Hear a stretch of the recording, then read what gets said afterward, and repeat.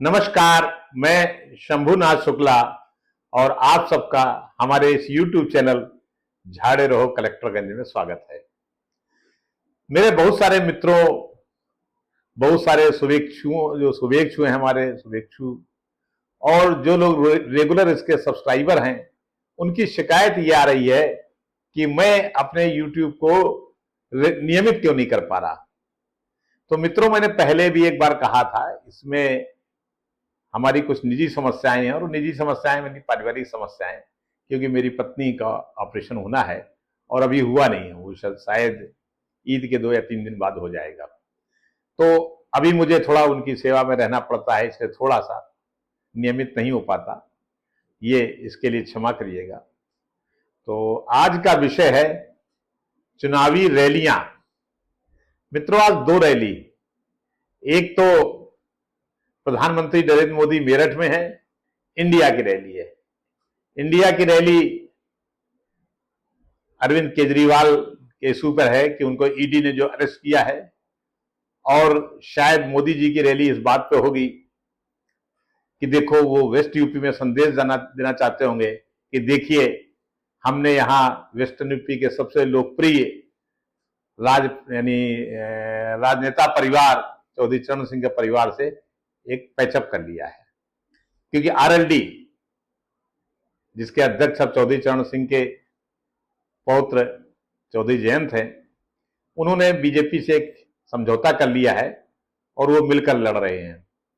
Western UP यानी खासतौर पे मेरठ, सहारनपुर मंडल, कुछ हिस्सा मुरादाबाद मंडल में भी आरएलडी का असर है। तो उसको एनडीए यानी बीजेपी लेड जो दल है, एनडीए गठबंधन को, एनडीए को फायदा मिलेगा और यही मैसेज देना चाहते हैं। इसीलिए वेस्टर्न यूपी में 2 सीटें बीजेपी ने आरएलडी को दी हैं। एक तो बागपत, जो चौधरी चरण सिंह की यानी अपनी पारिवारिक उनकी सीट थी।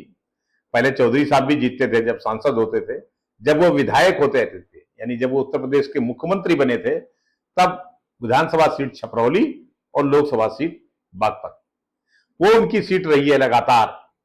फिर चौधरी अजीत सिंह यानी उनके बेटे जीतते रहे, लेकिन उसके बाद 2 बार 2014 और 2019 में वो सीट चौधरी चरण सिंह के परिवार को नहीं गई।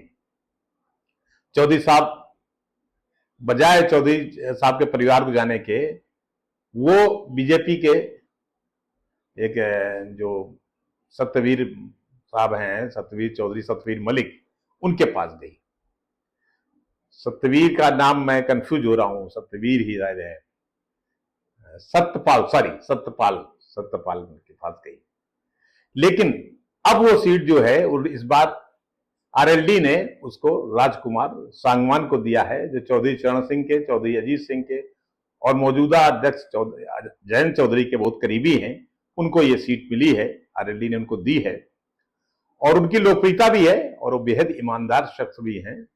तो इस बार वो सीट यानी बीजेपी और आरएलडी मिलकर लड़ रही है, वो राजकुमार सांगवान की जीतने की उम्मीद है, ऐसा अंदाजा लगाया जा रहा है, कयास लगाए जा रहे हैं। तो उसके अलावा बिजनौर सीट दी गई है, वो भी आरएलडी कोटे से दी गई है। वो मिली है चंदन चौहान को। चंदन चौहान के पिता संजय चौहान वहां से सपा से एमपी भी रहे हैं और वो परिवार भी राजनीतिक रसूख वाला परिवार है। उनके दादा जो थे वो Chaudhary Narayan Singh deputy chief minister रहे हैं। तो एक असर बिजनौर में उनका है। तो बिजनौर सीट और जो सीट आपकी बागपत है, ये आरएलडी को मिली है, बाकी में बीजेपी लड़ेगी। तो चौधरी जो अपने प्रधानमंत्री जी गए हैं वहां पर, वो मैसेज देने गए हैं कि अब हमारा आरएलडी से समझौता है, तो आरएलडी का जो वोट है वो हमें मिलेगा और हमारा जो बीजेपी का वोट है वो आरएलडी को मिलेगा, ये मैसेज। दूसरी रैली जो दिल्ली में हो रही है, वो इसलिए हो रही है कि दिल्ली के मुख्यमंत्री अरविंद केजरीवाल साहब को ईडी ने अरेस्ट किया है। अब ईडी का राजनीतिक इस्तेमाल तो हो ही रहा है, सबको पता है। हेमंत सोरेन के साथ जो हुआ किसे नहीं पता। लेकिन झारखंड के मुख्यमंत्री हेमंत सोरेन ने इस्तीफा दे दिया था पहले ही राज्यपाल को, उसके बाद वो ईडी के सामने पेश हुए। उनका भी कहना है कि ईडी के सारे आरोप झूठे हैं, ईडी हमारे खिलाफ कोई आरोप नहीं ला सकती, उसके सबूत नहीं दे सकती। यही कहना अरविंद केजरीवाल का है। लेकिन अरविंद केजरीवाल ने इसको ज्यादा वृहद स्वरूप दिया, यानी उन्होंने ईडी को न सिर्फ झूठा तो साबित किया, झूठा करार दिया, उन्होंने कहा ईडी गलत तौर पे शराब घोटाले में हमको पकड़ रही है, बल्कि उन्होंने कुछ चीजों को तो सीमाएं भी लांघ गए। मसलन दिल्ली में मुख्यमंत्री वो खुद थे और जेल से आदेश देते थे। जब वो मुख्यमंत्री जेल में चले गए तो मुख्यमंत्री की कुर्सी पर उनकी पत्नी सुनीता केजरीवाल बैठ जाती थी, जबकि ना तो उनको विधायक दल ने चुना और ना ही अरविंद केजरीवाल ने उन्हें मुख्यमंत्री घोषित किया। अब संविधान में ऐसा कुछ नहीं लिखा कि कोई मुख्यमंत्री जेल में चला जाए तो उसकी पत्नी उस कुर्सी पर बैठेगी तो कौन सा अपराध हुआ, नहीं बैठेगी तो क्यों नहीं बैठेगी, लेकिन फिर भी अनैतिक तो है, आप मुख्यमंत्री की कुर्सी पर कैसे बैठ सकते हैं। दूसरा, वो विधायक दल की नेता अभी चुनी नहीं गई है, क्यों नहीं, जब आम आदमी पार्टी अपने ही आम आदमी पार्टी से किसी आम आदमी को मुख्यमंत्री की कुर्सी को दे रहा है। भाई ठीक है, अभी तक फैसला नहीं आया है, ईडी हो सकता है 1 तारीख को कोर्ट फैसला करेगा, तो तब तक क्या होगा ये कुछ नहीं कहा सकता है। लेकिन मेरा मानना है कि निजी तौर पर मानना है कि अरविंद केजरीवाल को इतनी नैतिकता दिखानी थी कि इतने दिनों के लिए, जब तक वो ईडी की हिरासत में रहते हैं, इतने दिनों के लिए वो आम आदमी पार्टी विधायक दल से किसी को नेता चुनते और उसको कुर्सी बिठाते। जेल से सरकार चलाने का कोई औचित्य बनता नहीं है। इसका मतलब आपको अपनी ही पार्टी यानी अपने ही विधायक दल पे भरोसा नहीं है, कोई ईमानदारी से काम करेगा, इसके मैसेज ये जाता है, तो ये ठीक नहीं हुआ। लेकिन बाकी जो कांग्रेस और दूसरे दल जो उनके सपोर्ट में आए हैं, वो तो इसलिए आए हैं कि वो अपनी ताकत भी दिखानी है उनको। लोकसभा चुनाव तारीखें घोषित हो चुकी हैं, पहले फेज में जहां जहां चुनाव हुआ है वहां तक बाकायदा प्रचार चल रहे हैं, पहले और दूसरे फेज के, इसलिए ताकत दिखानी है लोकसभा चुनाव के लिए। अतः कांग्रेस भी साथ में है और कांग्रेस का आपसे समझौता हो गया दिल्ली में कि आप जो है आम आदमी पार्टी दिल्ली में 4 सीटें लड़ेगी और कांग्रेस जो है 3 सीटें लड़ेगी। साथ ही कई जगह और जो उनके सहयोगी दल हैं, समाजवादी पार्टी है, लेफ्ट पार्टियां हैं, इस तरह के समझौते हो गए हैं। तो रैली ये दिखाने के लिए है कि इंडिया जो गठबंधन है वो भी एकजुट है।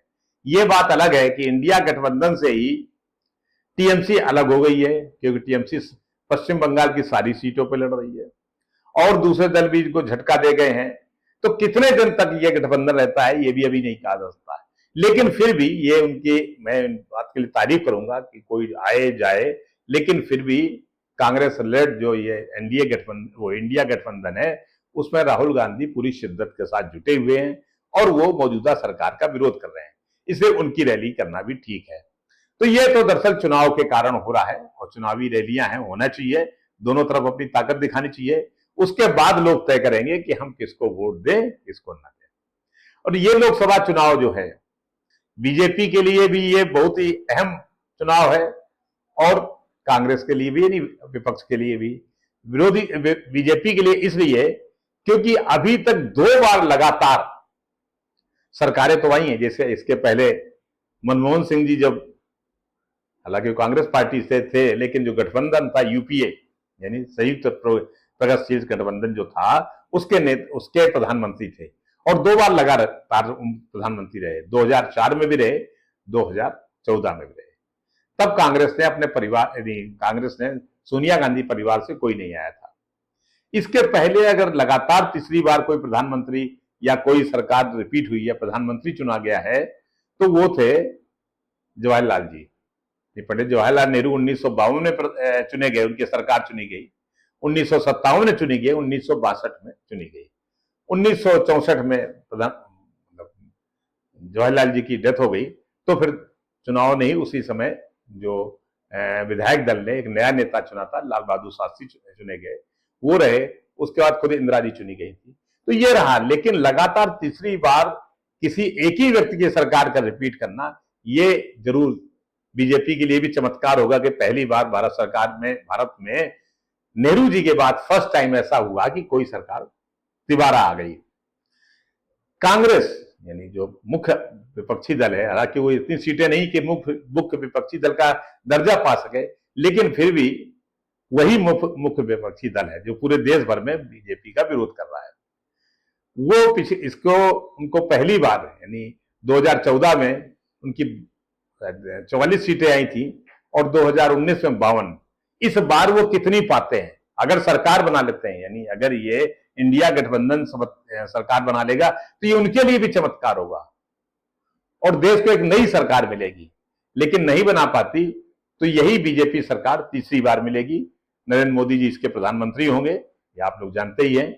तो आज मुझे यही कहना था, बाकी आप लोग निष्पक्ष होकर के निर्भय होकर मतदान करिए, यही मेरा निवेदन था। धन्यवाद।